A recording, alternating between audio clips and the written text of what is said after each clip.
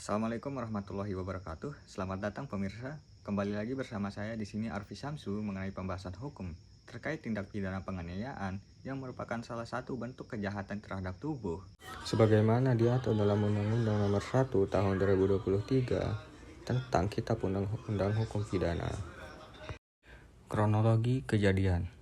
Pada tanggal 12 Februari tahun 2026, sekitar pukul setengah 9 malam waktu Indonesia Tengah, terjadi peristiwa pidana di sebuah bengkel yang berlokasi di kota Mataram. Andi yang berusia 32 tahun selaku pelaku mendatangi bengkel milik Budi yang berusia 30 tahun dengan maksud membicarakan utang yang telah jatuh tempo. Ketika korban menagih pembayaran dan menyatakan akan menempuh jalur hukum, pelaku merasa tersinggung dan kehilangan kendali emosi.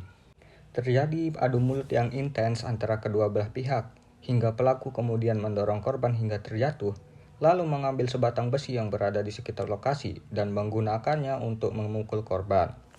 Akibat perbuatan tersebut, korban menderita patah tulang kompleks disertai kerusakan saraf permanen, yang mengakibatkan hilangnya sebagian fungsi tangan kanan secara permanen, sehingga korban tidak lagi mampu menjalankan profesinya sebagai mekanik secara normal dan harus menjalani operasi serta rehabilitasi dalam jangka waktu yang panjang. Perbuatan pelaku dikuatkan oleh alat bukti berupa keterangan saksi-saksi yang berada di lokasi, rekaman CCTV, barang bukti berupa batang besi, serta visum yang memperkuat adanya luka berat pada diri korban. Actus reus atau unsur perbuatan. Pertama, adanya perbuatan kekerasan fisik. Pelaku secara nyata melakukan dua rangkaian tindakan yang saling berkesinambungan, yakni mendorong korban hingga terjatuh, kemudian secara aktif mengambil batang besi dan menggunakannya sebagai instrumen untuk memukul korban. Penggunaan benda keras sebagai alat pemukul merupakan bentuk kekerasan fisik yang secara objektif mampu menimbulkan cedera serius.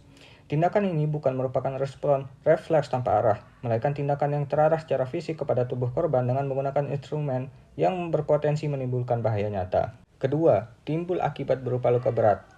Pasal 155 Undang-Undang Nomor 1 Tahun 2023 mendefinisikan luka berat secara limitatif yang mencakup antara lain sakit atau luka yang tidak ada harapan sembuh sempurna, terus-menerus tidak lagi cakap melakukan tugas atau pekerjaan, tidak dapat menggunakan lagi salah satu panca indera atau salah satu anggota tubuh, cacat berat atau cacat permanen, lumpuh, dan daya pikir terganggu lebih dari 4 minggu, serta gugur atau matinya kandungan. Dalam kasus ini, visum menyatakan bahwa korban mengalami patah tulang kompleks disertai kerusakan saraf permanen yang menyebabkan hilangnya sebagian fungsi tangan kanan, kondisi yang secara yuridis memenuhi kualifikasi luka berat sebagaimana dimaksud dalam pasal 155 huruf B, C, dan D, yakni ketidakmampuan permanen menjalankan pekerjaan, hilangnya fungsi salah satu anggota tubuh, serta cacat permanen. Pemenuhan unsur akibat inilah yang menjadi pembeda krusial antara penganiayaan berat dengan penganiayaan biasa. Apabila perbuatan kekerasan fisik tidak menghasilkan akibat berupa luka berat sebagaimana definisi pasal 155, maka perbuatan tersebut hanya dapat dikualifikasi sebagai penganiayaan biasa pasal 466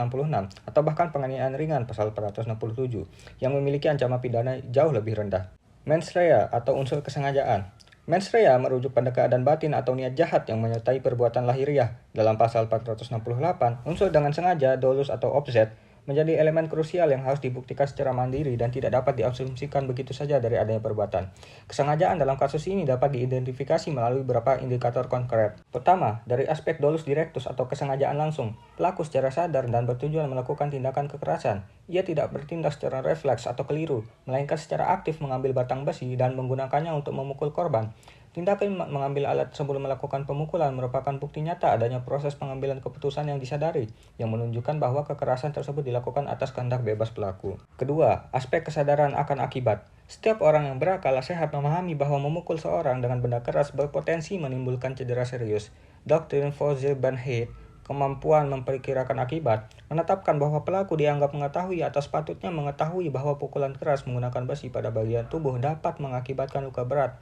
Pengetahuan akan potensi akibat tersebut merupakan bagian tidak terpisahkan dari konstruksi kesengajaan dalam hukum pidana. Ketiga, tidak terdapat dasar pembenar (rechtvaardigingsgrond) maupun dasar pemaaf (schuldduidingsgrond) yang dapat menghapus sifat melawan hukum perbuatan pelaku. Korban hanya melakukan penagihan hutang yang merupakan hak sahnya secara hukum, bukan suatu ancaman fisik atau serangan yang dapat membenarkan respons kekerasan dari pelaku.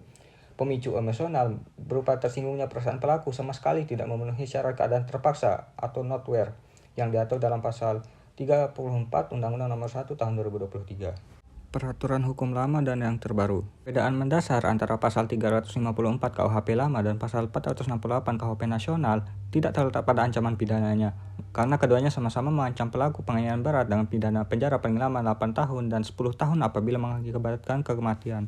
Dalam KUHP lama, pengaturan penganiayaan berat lebih berorientasi pada penghukuman pelaku.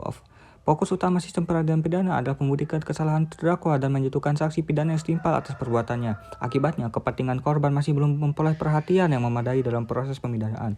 Meskipun korban mengalami kerugian fisik, psikis, maupun ekonomi akibat tindak pidana, pemulihan kerugian tersebut pada umumnya harus ditempuh melalui mekanisme gugatan perdata yang terpisah dari proses pidana.